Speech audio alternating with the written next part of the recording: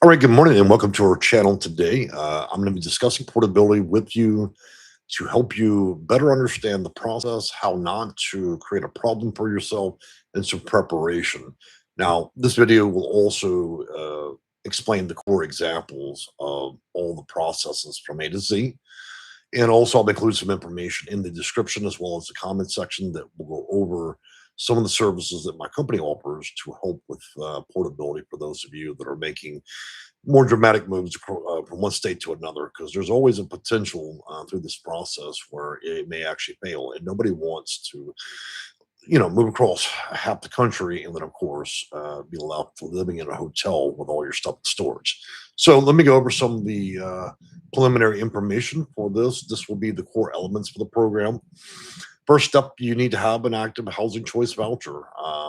This means that you're complying with the program rules, following your lease, reporting income, household changes, and must be current. Your paperwork must also be current. You may not be in violation or active violation of obligations and not facing any open case for termination of assistance. Okay. Moving on from there, uh, you generally should notify your current housing authority of the request, but only after you've explored where you're going. So, housing authorities in the early 2000s, they used to handle a big portion of what portability is, but these days they don't do that. Instead, you're going to need to figure out which where you're going, obviously what state, what county. You'll need to reach out to that PHA or public housing authority. You'll need to determine whether they're already building and absorbing. See whether or not they'd be willing to accept your case. Now, as many of you know, this year is one of the most difficult years for portability because there's been a lot of lack of funding and other cuts at the federal level, which give most housing authorities in America the option to decline portability, even though you have the right to it. The exception being is if there's no material funds, then they may not want to engage in billing and absorbing. As an example, billing and absorbing is when you're looking at that other state and county and you speak to the public housing authority and you ask them, are you billing and or absorbing? And the billing would be if you moved there, they would send a bill back to the last housing authority you were at. If they decide to absorb, they would tell you to go ahead and relinquish your voucher at the past housing authority, and then they will write you in your own voucher for the new place that you're living. Now, do keep in mind that other things do not necessarily transcribe to the new place you're going. Just because you, and as an example, let's say New York to Florida, just because the New York Housing Authority grants you a bunch of accommodations and you have other bells and whistles on your voucher which allow a higher rent amount or other accommodations or modifications, does not mean that when you move to another state and county, that particular housing authority is going to approve you for all those things. It doesn't always transition very easily. Also, just because you have a high rent standard in New York does not mean they're going to issue that same high of a standard in the new state. So it's important to look at the local area and see whether or not you meet their income standards, which is going to be the 30% below AMI, 50%, and 80% AMI.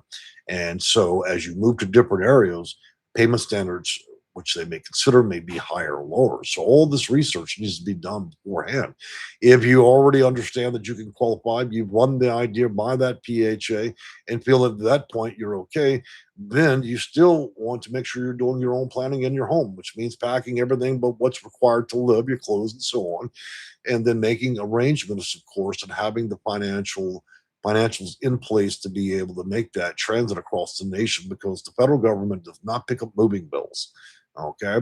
Now, portability can work in many ways, considering there are many different programs out there, whether you're dealing with HUD Bash and other programs. So let's go back to the core elements.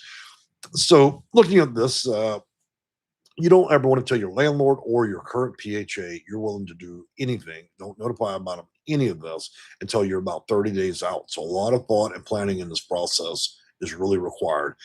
The initial 12 months residency rule may apply. As many of you know, some PHAs are very stringent in their policies. And if you've not possessed that voucher in good use and followed all requirements, they may not allow that to actually leave its state and county until you've met that requirement.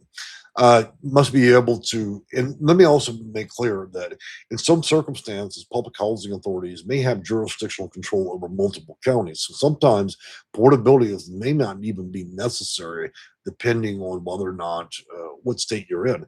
Sometimes multiple counties can be covered by one PHA, so you can literally move a few hundred, up to a few hundred miles without actually having to port. It just means you're moving. Uh, so moving on from there, typically you're going to want to receive the orientation and new paperwork as well as local briefing and verification documents, and also deadlines. Learn about their deadlines for finding housing. So it's always good to know early on when you reach the new before you reach the new housing authority. You know, extensions can extend up to 6 months, no more than three requests totaling a matter of 6 months.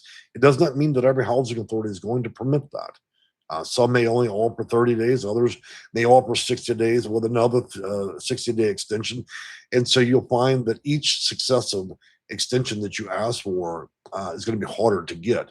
In fact, I would tell you that after you receive a second extension to find housing, that it gets extremely hard to get the third try or a third 60 days if that's what they're offering. Moving on from there, you must meet your HQS or housing quality inspection as you would have where you're presently at.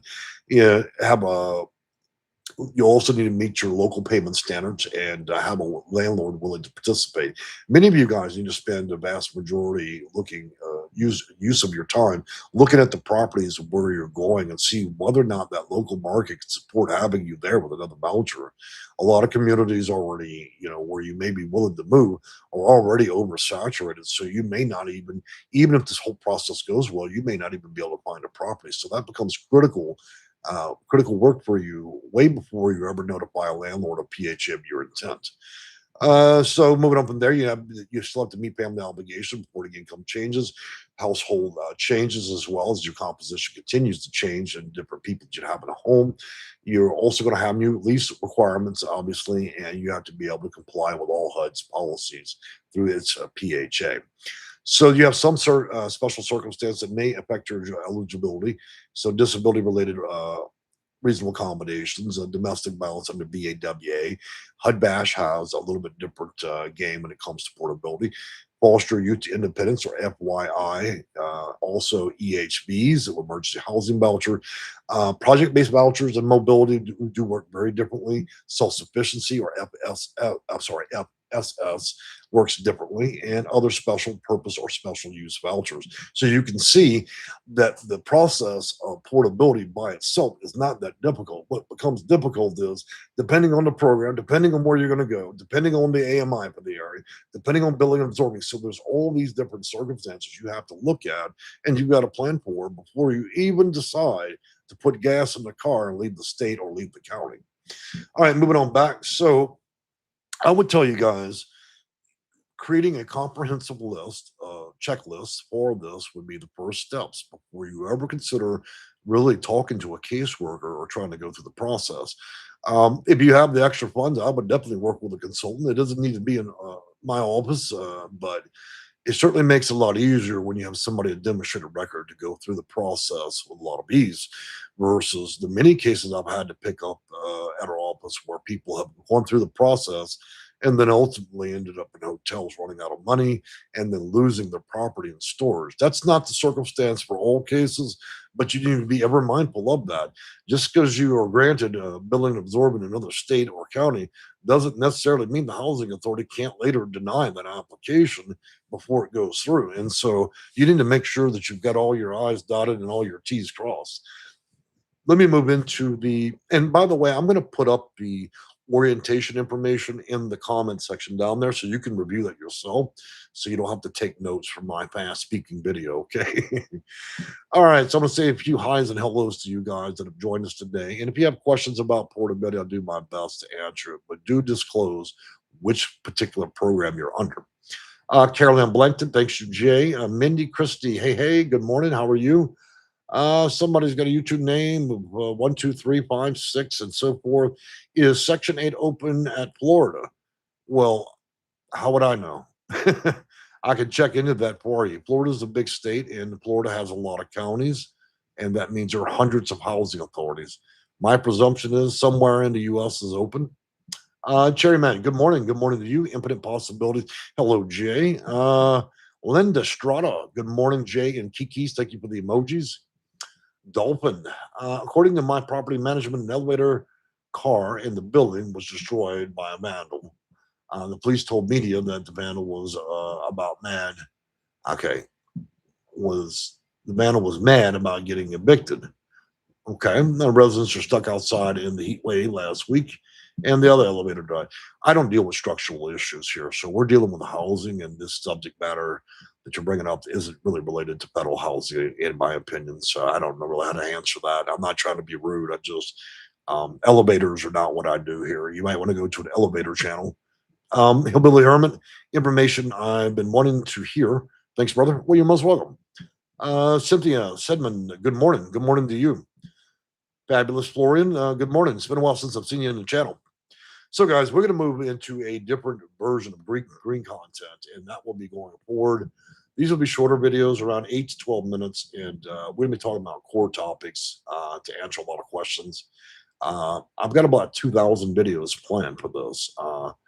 I'm going to try a different range of times and days to see what works best for you guys in terms of this. I did this about 7 years ago and published a tremendous number of videos. It was extremely helpful for people. It takes a while to get all these out, and you have to kind of time them right. When one video kind of dies down, you produce another, right? So tomorrow we'll start one of our first evergreen videos, and I'll be publishing some content for that as well, not just the video, but actual some of the things that will be discussed in the video, so you guys can take a look if you wish. Also, again, if you're having issues, whether it's portability, billing, absorbing, and other processes related directly to your voucher or other housing program, you may want to reach out to my office at www.section8consulting.com. All right, guys. Well, I have said all I plan to say about portability this morning and all the mornings. If you follow these as well as the information I post in the comments section, I think that you should be okay, at least till you have further questions. Okay. I've enjoyed talking with you guys. We'll see you tomorrow for some evergreen content related to Section 8 housing, HUD, and affordable housing. All right. Have a great morning. Bye for now.